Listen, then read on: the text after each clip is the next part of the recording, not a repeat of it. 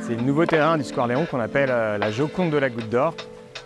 L'histoire de ce terrain est assez intéressante. On voulait rénover ce square pour avoir des meilleurs usages parce qu'il était un petit peu délaissé. Et arrivé le plan 5000 équipements de l'Agence nationale du sport, et arrivé les Jeux olympiques et paralympiques. Et on a voulu du coup avoir un héritage dans les quartiers populaires. On s'est dit du coup on va accélérer ce qu'on a déjà fait sur le square. Et on va permettre aussi de rénover un terrain de basket. Et ce terrain-là a été rénové, inauguré au mois de juin dernier. Ces nouveaux équipements sont un impact fort pour les habitants parce qu'on amène de la couleur, on amène de la beauté et on essaie d'avoir des nouveaux publics.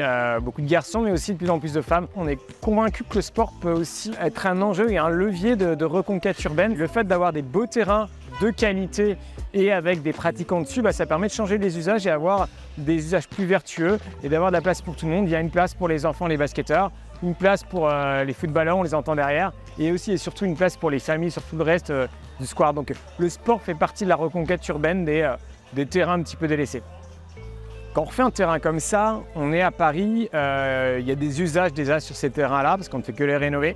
Donc on a voulu travailler avec les associations locales et c'est important pour nous parce qu'on veut qu'ils soient fiers de ce terrain-là. On fait ça pour que ça serve les gens, ça serve la pratique du basket et ça serve les habitants. Et c'est eux qui ont trouvé le nom Joconde de la Goutte d'Or. L'artiste voulait faire des visages féminins et ils se sont dit nous on veut le plus beau, donc on veut notre Joconde, la Joconde de la Goutte d'Or.